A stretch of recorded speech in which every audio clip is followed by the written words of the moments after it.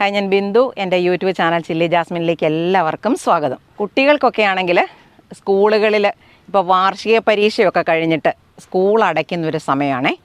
അമ്മമാർക്കും കുട്ടികൾക്കും കൂടുതൽ സമയം അവർക്കിഷ്ടമുള്ള കാര്യങ്ങൾ ചെയ്യാൻ കിട്ടുന്ന മാസങ്ങളാണിനി വരാൻ പോകുന്നത്.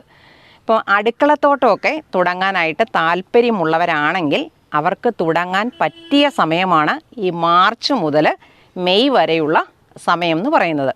പുതിയതായി ഒരടുക്കളത്തോട്ടം തുടങ്ങുന്നതിന് നമ്മൾ എന്തൊക്കെ കാര്യങ്ങളാണ് ശ്രദ്ധിക്കേണ്ടത്, എന്തൊക്കെ കാര്യങ്ങളാണ് ചെയ്യേണ്ടത്, അതിനെക്കുറിച്ചൊക്കെയുള്ളതാണ് ഇന്നത്തെ നമ്മുടെ വീഡിയോ.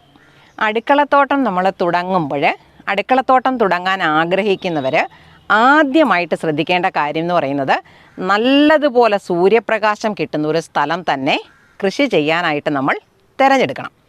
അങ്ങനെ നമ്മൾ കൃഷി ചെയ്യാനായിട്ട് തിരഞ്ഞെടുത്ത് കഴിഞ്ഞാൽ നമ്മൾ ശ്രദ്ധിക്കേണ്ടുന്ന ഒരു കാര്യം എന്ന് പറയുന്നത് വളരെ കുറഞ്ഞ സ്ഥലത്ത് മാത്രം കൃഷി ചെയ്യാനായിട്ട് ശ്രദ്ധിക്കുക. വളരെ കുറഞ്ഞ സ്ഥലത്ത് അല്ലെങ്കിൽ ഗ്രോ ബാഗുകൾ ഉപയോഗിക്കുന്നവരാണെങ്കിൽ കുറച്ചെണ്ണം ഗ്രോ ബാഗുകളിൽ മാത്രം ചെയ്യാനായിട്ട് ശ്രദ്ധിക്കണം. അപ്പോഴേ നമുക്ക് മനസ്സിലാക്കാൻ സാധിക്കുകയുള്ളൂ എന്തൊക്കെ ചെയ്യാനുണ്ട്, നമ്മളെക്കൊണ്ട് ഇത് ചെയ്യാൻ പറ്റുമോ, എത്ര സമയം നമുക്കിതിന് ഉപയോഗിക്കാനുണ്ട്, അത്രയും കൊടുക്കാനുണ്ടോ, അങ്ങനെയുള്ള പല കാര്യങ്ങളെക്കുറിച്ചും നമുക്ക് മനസ്സിലാക്കാനായിട്ട് സാധിക്കും. പിന്നെ നമ്മുടെ ടെറസിലൊക്കെയാണ് കൃഷി ചെയ്യുന്നതെങ്കിൽ സൂര്യപ്രകാശത്തിനെക്കുറിച്ച് പേടിക്കാനേ ഇല്ല. ഇഷ്ടം പോലെ സൂര്യപ്രകാശം എല്ലായിടത്തും കിട്ടുന്നൊരു സ്ഥലമാണ് നമ്മുടെ ടെറസ് എന്ന് പറയുന്നത്. ഇനി നമുക്ക് കൃഷി തുടങ്ങുന്നതിന് കൃഷി ചെയ്യുന്നതിനാവശ്യമായ മണ്ണൊരുക്കിയെടുക്കണം. അതും ഒരു പ്രധാന കാര്യം തന്നെയാണ്. നിലത്തെ മണ്ണെടുത്ത് നേരിട്ട് കൃഷി ചെയ്താൽ നല്ല വിള കിട്ടത്തില്ല. അപ്പം നമുക്ക് ചെയ്യേണ്ടുന്നത് എന്ന് പറയുന്നത് ഇതുപോലുള്ള മണ്ണ്. ഇപ്പം ഈ മണ്ണെന്ന് പറഞ്ഞാൽ നല്ല ഇളക്കമുള്ള മണ്ണ് തന്നെയാണ്. ഇപ്പം ഇതിങ്ങോട്ട് ഞാൻ കുടഞ്ഞിടുന്ന കാണുമ്പോൾ നിങ്ങൾക്ക് മനസ്സിലാകും. പ്ലാസ്റ്റിക്കൊക്കെ ഉണ്ട്. ഇത് കാര്യം എന്നാണെന്നറിയുമോ, നമ്മളിത് ഈ ചെയ്യുന്നതെന്ന് പറഞ്ഞാൽ നമ്മുടെ പുല്ലും കാടുമൊക്കെ പറിക്കുന്നത്, അതുപോലെ നമ്മുടെ ബയോഗ്യാസ് പ്ലാന്റിനകത്ത് ഇടാൻ പറ്റാത്ത തരത്തിൽ നമ്മുടെ വീട്ടിലുള്ള ജൈവ മാലിന്യങ്ങൾ ഒക്കെ ഞാനൊരു വീപ്പയ്ക്കകത്തിട്ടിട്ട് സൂക്ഷിച്ചു വെക്കുവേ. നമ്മൾ പറമ്പിൽ എന്തെങ്കിലും കാര്യം ചെയ്യാൻ പോകുമ്പോൾ ഞാനിത് കാണിച്ചു തന്നിട്ടുണ്ടെന്നാണ് എനിക്ക് തോന്നുന്നത്. അപ്പം ഞാൻ ഇതേപോലെ ആ മണ്ണാണേ.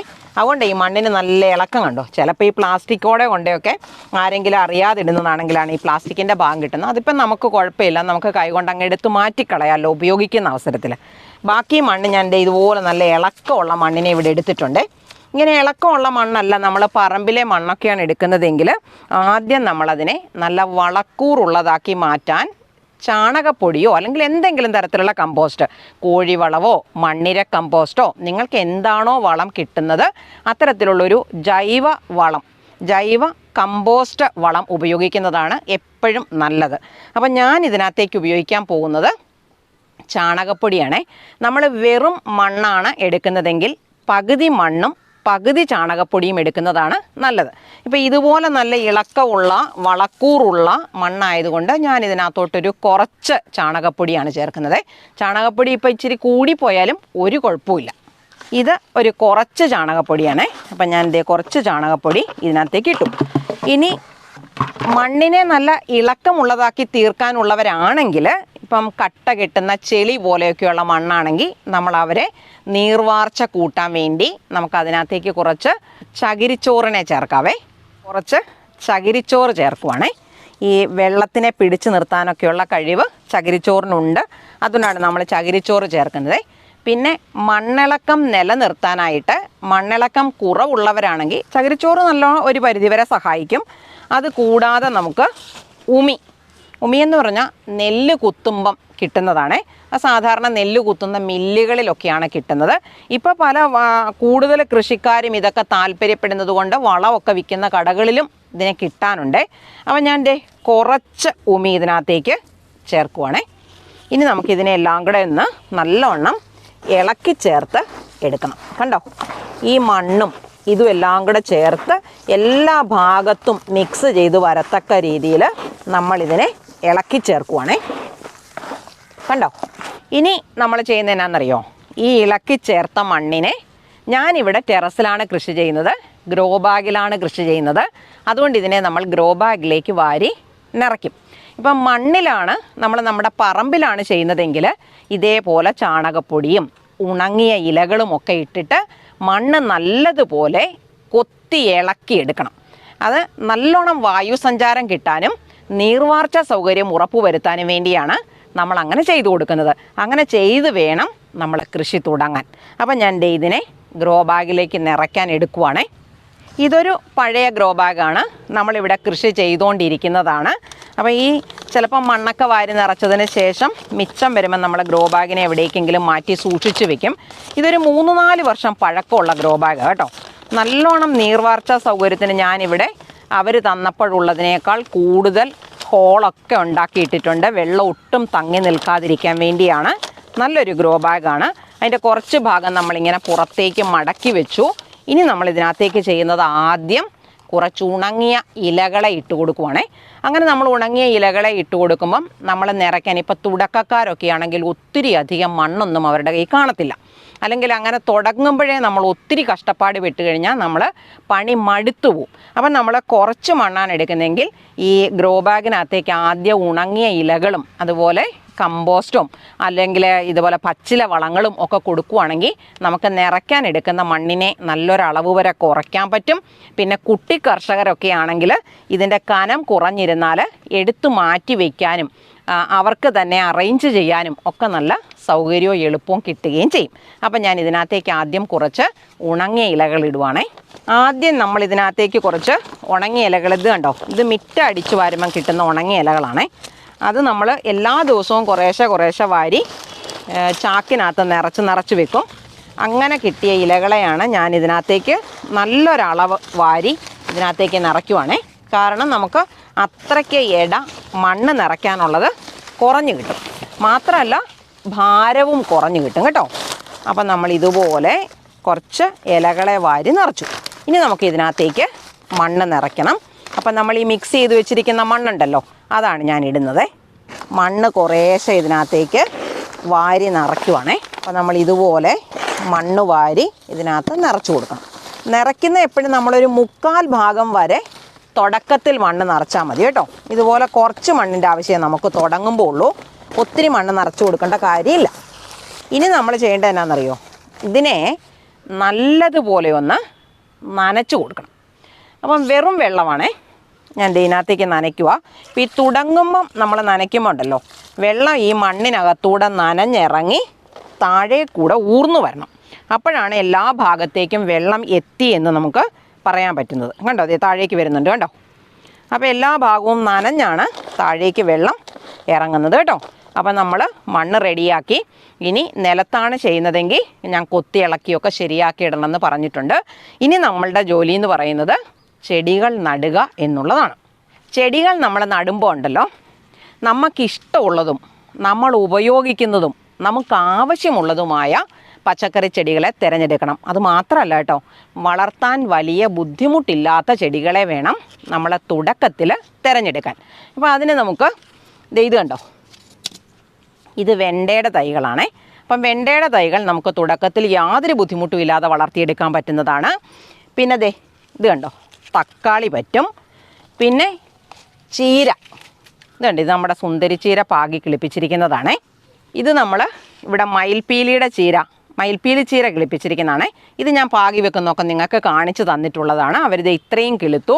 ഇത്രയുമെങ്കിലും വളർന്നതിന് ശേഷം വേണം ചെടി മാറ്റി നടാനേ. ഇത് മാറ്റി നടാറായിട്ടില്ല.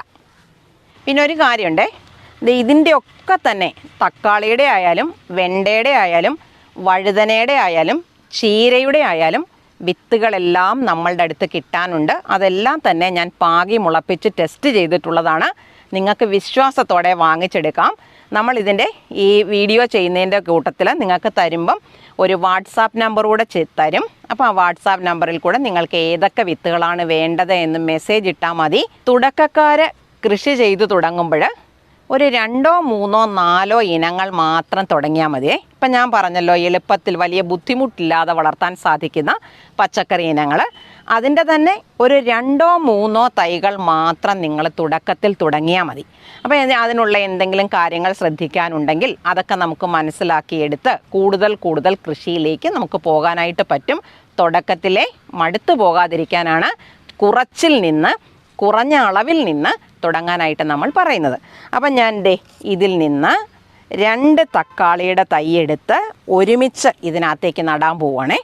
അപ്പം നമ്മളിതേ ഇതിനകത്തൊരു ചെറിയ കുഴി എടുക്കുന്നുണ്ട്. നമ്മൾ നിറച്ചത് എങ്ങനെയാണെന്ന് അറിയാമല്ലോ. ഉണങ്ങിയ ഇലകളിട്ടിട്ട് അതിൻ്റെ മുകളിൽ മണ്ണിട്ടിട്ടാണ് നിറച്ചിരിക്കുന്നത്. അപ്പം ഞാൻ ഈ കുഴിയിലേക്ക് ഇത് കുറച്ച് ഡോളമൈറ്റാണേ. അപ്പോൾ കുറച്ച് ഡോളമൈറ്റ് ഇതിനകത്തേക്ക് ഇട്ട് കൊടുക്കുക കേട്ടോ. കുമ്മായം ആയാലും കുഴപ്പമില്ല. അതിൻ്റെ മുകളിലേക്ക് കുറച്ച് മാത്രം എല്ലുപൊടി ഇട്ട് കൊടുക്കുവാണേ. കണ്ടോ? എന്നിട്ട് നമ്മൾ അതിൻ്റെ മുകളിലോട്ടൊരു ശകലം മണ്ണിട്ടിട്ട് അങ്ങ് മൂടും. കാരണം നമ്മുടെ ചെടിയുടെ ചുവട് ചെന്ന് വളത്തേലോട്ട് നേരിട്ട് മുട്ടാതിരിക്കാൻ വേണ്ടിയിട്ടാണേ. ഇനി നമ്മളത് ഇതിന് മുകളിൽ വെച്ചിട്ട് അതിൻ്റെ ചുവട്ടിലേക്ക് മണ്ണ് കൂട്ടുക ചെയ്യുന്നത്. അപ്പോൾ ചെടി ഒത്തിരി താന്നില്ലല്ലോ എന്നൊന്നും ഓർക്കേണ്ട കാര്യമില്ല. കാരണം ഇത് ഉണങ്ങിയ ഇലകളാണ് ഇതിനകത്ത് കൂടുതൽ കിടക്കുന്നത്. വെള്ളമൊക്കെ ഒഴിച്ച് കുറച്ച് ദിവസം കഴിയുമ്പം ഇരുത്തം വരും. അപ്പം നമുക്ക് മുകളിലോട്ട് വളവും വെള്ളവും കൂടുതൽ കൊടുക്കാനായിട്ട് പറ്റും. അപ്പം നല്ലപോലെ ചുവടൊക്കെ കൂട്ടിയിട്ട് ഇപ്പം പുതിയതായിട്ട് ചെടി നടുമ്പം ചെടി നട്ട് തുടങ്ങാൻ എപ്പോഴും നല്ല സമയം എന്ന് പറയുന്നത് വൈകുന്നേരമാണ്. അതുപോലെ നമ്മൾ ഇതുപോലെ ചെടികളെ മാറ്റി നട്ട് കഴിഞ്ഞാൽ 1-2 ദിവസത്തേക്ക് തണലുള്ള സ്ഥലത്ത് വെക്കുന്നതാണ് നല്ലത്.